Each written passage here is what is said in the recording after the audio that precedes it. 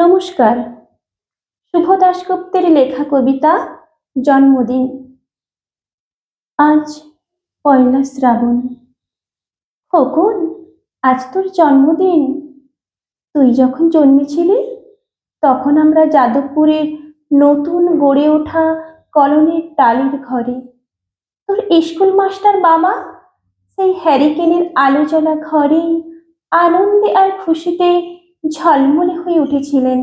তুই আসার পর তোর নাম রেখেছিলেন সুকল্যাণ। মানুষটার মনটা ছিল একেবারে শিশুর মতো, অভাবে অনটনে বেঁচে থাকার নানা দুর্বিপাকেও ভেঙে পড়তেন না কখনো। সকলের ভালো চাইতেন মন থেকে। বলতেন, দেখো, একদিন এই দেশের মানুষ ঠিক খুঁজে পাবে মুক্তির পথ। শোষণ থেকে মুক্তি, দারিদ্র্য থেকে মুক্তি, অশিক্ষা থেকে মুক্তি। আজ পয়লা শ্রাবণ। খোকন, আজ তোর জন্মদিন। তোর মনে আছে আমাদের ভাঙা ঘরে মেঝেতে বাক্স থেকে বার করা মেজমাসির হাতে তৈরি আসনটা পেতে দিতাম, সামনে রাখতাম ঠাকুরের আসরের প্রদীপখানা। তুই বাবু হয়ে বসতিস চুপটি করে। আমরা একে একে তোর মাথায় ধান দুব্য দিয়ে আশীর্বাদ করতাম। তোর বাবা বলতেন, বড় হও, মানুষ হও। তোর বাবার সেই বন্ধু ঘোষ কাকু, উনি বলতেন, বেঁচে বর্তে থাকো। তুই জিজ্ঞেস করতিস, মা, বর্তে থাকা মানে কি মা? আমি বলতাম না কিছুই, শুধু তোর মাথায় ধান দুব্বই দিতাম আর মনে মনে বলতাম, ঠাকুর, আমার খোকনকে মস্ত বড় মানুষ করে তোলো। আমার খোকন যেন সত্যি মানুষ হয়, ওর যেন কখনো কোনো বিপদ না হয় ঠাকুর। অভাবের সংসারে ওই একটা দিন, পয়লা শ্রাবণ, কষ্টের পয়সায় একটু বাড়তি দুধ নিতাম, পায়েস রান্না করে দিতাম তোকে। তুই পায়েস খেতে বড় ভালোবাসতিস। তোর বাবা বাস স্ট্যান্ডের সেই দোকান থেকে নিয়ে আসতেন তোর প্রিয় মিষ্টি ছানার গজা। সামান্য স্কুল মাস্টারিতে কি বা আর হতো, ঘরে বসে ছাত্র পড়িয়ে আসতো কিছু। দাও দাও অভাবের আগুনে সে রসদ পড়তে সময় লাগতো না। আমি তোর বাবার জামা সেলাই করতাম আর বারবার বলতাম, সামনের মাসে একটা জামা বানিয়ে নিও। উনি হেসে উঠে বলতেন, বাদ দাও তো, খোকন বড় হচ্ছে, ভাবছি ওর জন্যে দুধ রাখতে হবে আরো আজসের। দুধে শক্তি বাড়ে, বুদ্ধি বাড়ে। শক্তি আর বুদ্ধি না হলে তোমার খোকন মস্ত বড় মানুষ হয়ে উঠবে কি করে?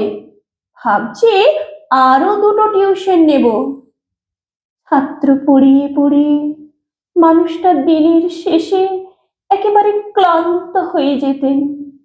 বারান্দার ধার ঘেঁষে যখন রাতের অন্ধকারে জোনাকির ব্যস্ততা আর ঘরে তোর পড়া মুখস্থ করার একটানা সুর আমাদের কলোনির ভাঙাচোরা বাড়িটাকে একেবারে জীবন্ত করে তুলত।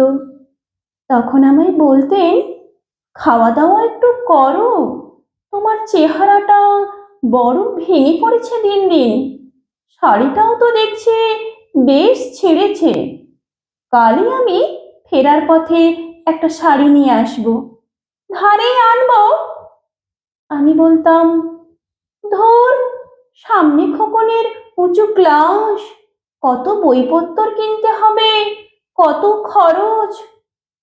উনি দীর্ঘশ্বাস ফেলে চুপ করে যেতেন। জোনাকিরা নিঃশব্দে অদৃশ্য আলোর আলপনা আঁকত উঠোনের আগাছার ঝোপে। আবহ সঙ্গীতের মতো তুই ভেতর ঘরে বসে পড়া মুখস্থ করতিস, ইতিহাস, ভূগোল, গ্রামার। ঈশ্বর আমাদের নিরাশ করেননি। তুই কত বড় হলি, সব পরীক্ষায় কত ভালো ফল হলো তোর। তোর বাবা বললেন আরো পড়ো, উচ্চ শিক্ষায় উচ্চ সম্মান অর্জনের একমাত্র পথ। তুই আরো পড়লি, তারপর কত বড় অফিসে চাকরি হলো তোর। তোর মনে আছে প্রথম মাসের মাইনে হাতে পেয়ে তুই কত কি এনেছিলি আমাদের জন্যে। তখন তো আমরা উঠে এসেছি শ্যামবাজারে, দু কামরা সাজানো গোছানো বেশ বড় ফ্ল্যাটে। তোর অফিস থেকেই তো দিয়েছিল। সেই ঘর, সেই বাড়ি, কত স্মৃতি, কত ছবি। সেই বাড়িতেই তো, সেই বাড়িতেই আশ্বিনের এক ঝড়ো বিকেলে তোর বাবা যেদিন রাতে চলে গেছেন, মনে আছে খোকন? তুই তোর বাবার বুকের ওপরে পড়ে কাঁদছিলি হাপুস নয়নে। সত্য স্বামীহারা আমি সেদিন তোর সেই অসহায় মুখ দেখে আরো বেশি করে ভেঙে পড়েছিলাম।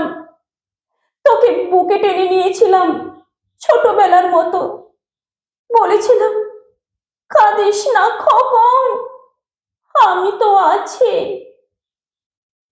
আজ পয়লা শ্রাবণ, কলকাতা থেকে অনেক দূরে মফস্বরের এই বৃদ্ধাশ্রমে আমি একেবারে একা খোকন। তোকে বড় দেখতে ইচ্ছে করছে রে, তোকে, বৌমাকে আর ছোট্ট বেলটুকে। তোরা এখন কত দূরে, সল্টলেকের সেই মার্বেল বসানো ঝকঝকে বাড়িতে। আজ তোর জন্মদিনে নিশ্চয়ই খুব বড় পার্টি হচ্ছে, তাই না রে খোকন? অনেক লোকজন, হইচই, খাওয়া দাওয়া। খুব ভালো, খুব ভালো।